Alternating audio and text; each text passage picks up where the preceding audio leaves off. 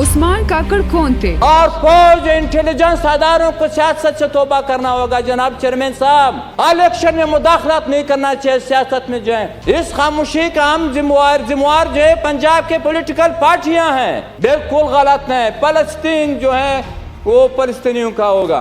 جتنے بھی سازشیں کر دو عوام اس کے حق میں نہیں. جناب چیئرمین صاحب ایک سینیٹر کی حیثیت سے انہوں نے پارلیمنٹ میں کن بڑے مسئلوں پر آواز اٹھائی؟ ہم دہشت گردی کا شکار ہو چکے ہیں. ان کے نظریات اور جدوجہد کا بنیادی مقصد کیا تھا؟ چاہے وہ اسٹیبلشمنٹ ہو، چاہے وہ عمران خان ہو، چاہے وہ تحریک انصاف ہو، چاہے جو بھی ہو، ہم اس کے ایک پشتون دشمن حکم نہیں مانیں گے. میں ہوں غلام محمد اور ان کی تفصیلات ہم آپ کو اسی ڈاکومنٹری میں بتانے والے ہیں. عثمان خان کاکڑ 1961 میں بلوچستان کے ضلع قلعہ سیف اللہ کے علاقے ہندو باغ جو اب مسلم باغ کہلاتا ہے اس میں پیدا ہوئے. وہ ایک عام مگر عزت دار قبیلے کاکڑ خاندان سے تعلق رکھتے تھے. عثمان کاکڑ نے بچپن سے ہی جدوجہد اور محنت کو اپنا شعار بنایا تھا. انہوں نے ابتدائی تعلیم اپنے گاؤں سے ہی حاصل کی اور پھر اسلامیہ اسکول کوئٹہ سے میٹرک کیا. تعلیم سے محبت نے انہیں آگے بڑھنے کا حوصلہ دیا. چنانچہ انہوں نے بہاولپور سے انجینئرنگ کا ڈپلوما، یونیورسٹی آف بلوچستان سے اکنامکس میں ماسٹرز اور کوئٹہ کے کبڈی لا کالج سے LLB مکمل کیا تھا. اور یہی تعلیمی بنیاد ان کے سیاسی زندگی کو اور بھی دلکش بناتی ہے.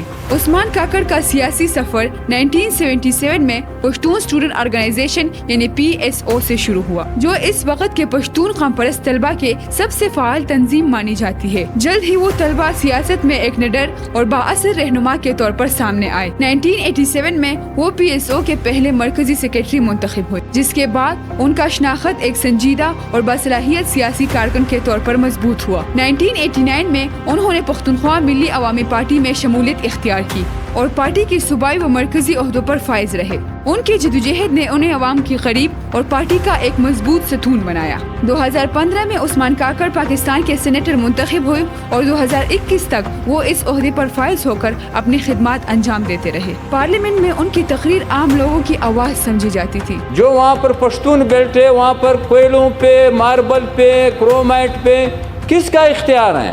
وہ جبری گمشدگی، لاپتہ افراد، تعلیم، دہشت گردی کے متاثرین، بلوچوں اور پشتونوں کے وسائل اور مسائل پر ہمیشہ کھل کے بات کرتے تھے. 70,000 لوگ جو ہیں اس کو جو ہیں قتل کر دیے گئے، شہید کر دیے گئے.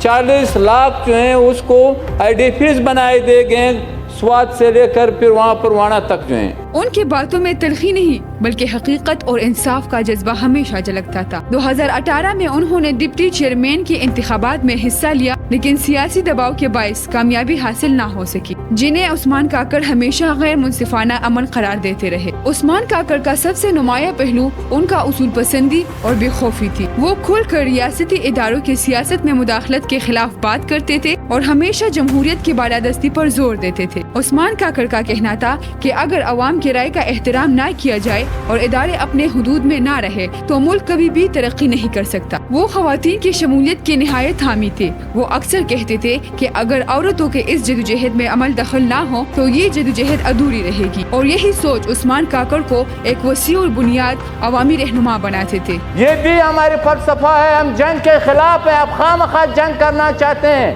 تو جاؤ انڈیا سے جنگ کر لو. آپ پشتون پہ حملہ آور ہو، آپ بلوچ پہ حملہ آور ہو، آپ سندھیوں پہ حملہ آور ہو.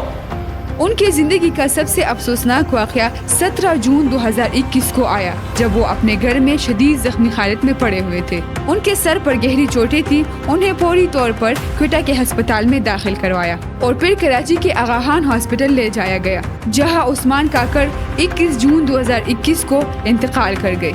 ان کے انتقال کو ان کے خاندان والوں نے اور سیاسی حلقوں نے ایک حادثہ تسلیم کرنے کے بجائے ایک مشکوک قتل قرار دیا. انہوں نے شفاف اور ایک غیر جانبدار تحقیقات کا مطالبہ کیا، لیکن آج تک کوئی حتمی یا قابل اعتماد نتیجہ سامنے نہیں آیا. عثمان کاکڑ کا جنازہ مسلم باغ میں ادا کی گئی، جہاں پر ہزاروں لوگ شہید ہوئے. لوگ ان کے تابوت پر پھول نچھاور کر رہے تھے اور یہی منظر اس بات کی گواہی دے رہا تھا کہ عثمان کاکڑ صرف ایک سیاسی رہنما نہیں بلکہ ایک عوامی آواز تھی. عثمان کاکڑ کی جدوجہد اور قربانی نے ان کو ایک ایسا مقام دیا ہے کہ وہ پشتونوں اور پاکستانی سیاست میں ہمیشہ یاد رکھا جائے گا.